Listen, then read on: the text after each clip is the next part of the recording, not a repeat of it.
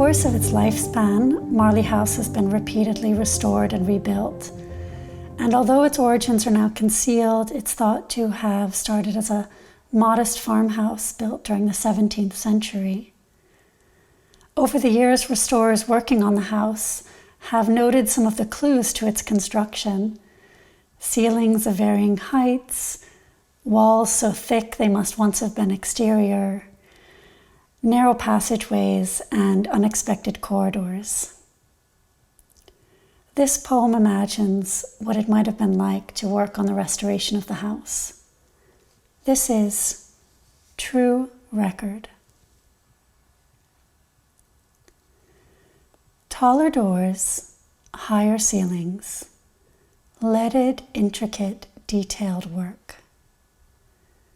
Sash windows with their hidden lead weights, perfectly balanced for the hand to close without strain. Beams of pitch pine, the timbers as good as the day they were put in. No soft wood here. Bangor blue slates cut from the quarry, sliced and grated, heaviest at the bottom, lightest at the top. Not factory made from cement, fibers and adhesives, or finished with a glaze that will quickly discolor. No plasterboard, instead lathes of timber, long, woven, with horsehair and skimmed with a hardened coat. 5 days to prepare it. Once a ceiling is pulled down, no one is going to go to that bother again. You see the way things were done, and without tools to make the job easier. The history of the trade is in there.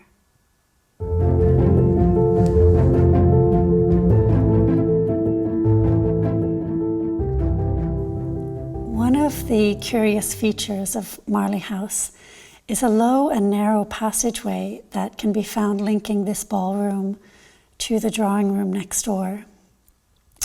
And this small, narrow, sunless space was decorated with a curious set of découpage collage panels. And this poem is about those. Découpage. Two things beside each other have a way of becoming a third. The centerpiece depicts a woman who appears to tend her window box, but really, she is lost in thought. Ivy drips from the lintel above, and a single tiger lily turns the phonograph of its face to regard her. A girl takes her little brother by the hand and begins to teach him how to dance. Above them, crowned ladies cast the half-moons of their eyes downwards to the offerings on a long supper table.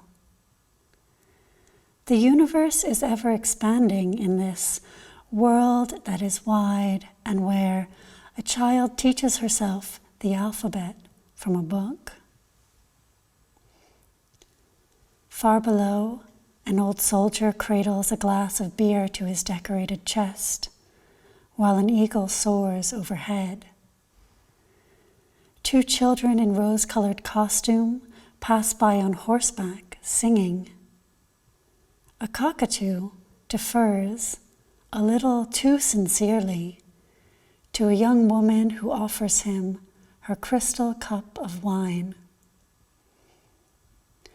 They are the same size as each other, and as the peach whose crimson blush signals it is so ripe it just might split before the knife.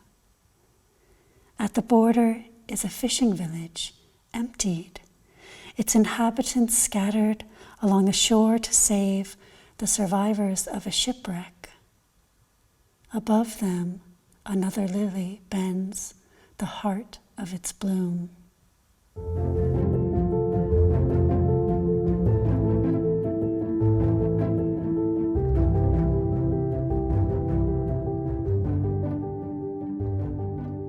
Evie Hone is perhaps most well known for her work in stained glass.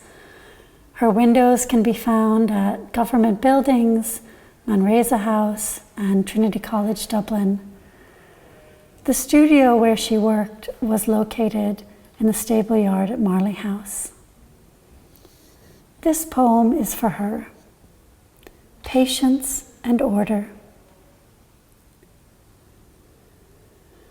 Her cane rests against the table where she sits, brushing blue cold paint onto the surface of a piece of glass. The striations in the first coat fade with the second. When fired and lit, she will have winter blue light with the silver quality of the waterfall in the distant wood. The seasons are turning. So is the glass in the fire, where paint slowly fuses to the surface, to be held together with calm. The heart will bind them.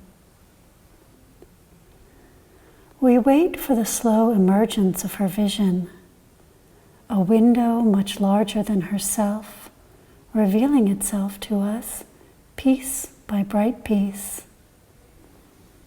She's imagined it completely, sketched out a cartoon in watercolor, pastel, brush, and black ink, a window to be realized with patient order.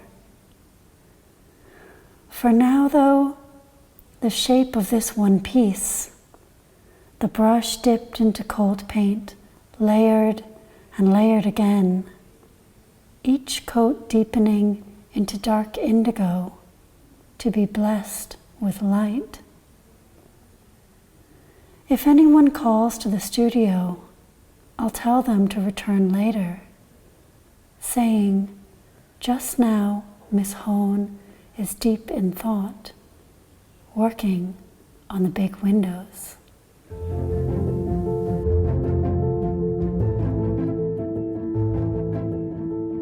Evie Hone and her friend Mainie Jellett were instrumental in introducing modern art to Ireland. One of Evie's paintings, A Walk in the Woods at Marlay, shows the influence of being a stained glass artist, as well as the influence of Cubism on her work. A Walk in the Woods at Marlay. Leaves filter yellow light, shining between mossy trunks, beginning to enter this little copse. Here, the ear of the walker might share a sound with the badger, swallow, hare, or bee. Underfoot, the seed's destruction is the green stem sprouting. New beginnings take shape on the walk. Philip Love was the last private owner of Marlay House before it was bought by Dublin City Council in the 1970s. He was a market gardener, a horse breeder, and at one point one of the largest tomato producers in Ireland. But perhaps what he's best known for is being the owner of Larkspur, a horse that seemingly came from nowhere to win the Epsom Derby in 1962. This is Naming the Foals. It is the darkest time of the year in the Northern Hemisphere, months before the growing season, and I am casting about for names. The birth date is always January 1st. A name must be found before February of the second year. 6 names, listed in order of preference, for someone else to decide. Each name no more than 18 characters. No initials, no trade names, no numbers, except those above 30, and only if spelled out. No name that's already in use, or that's ever been named. No words like colt or filly, no racetracks, no famous winners. I carry a book for writing down names as they come to me. When pruning back the winter garden, glancing at the clock, pouring a drink.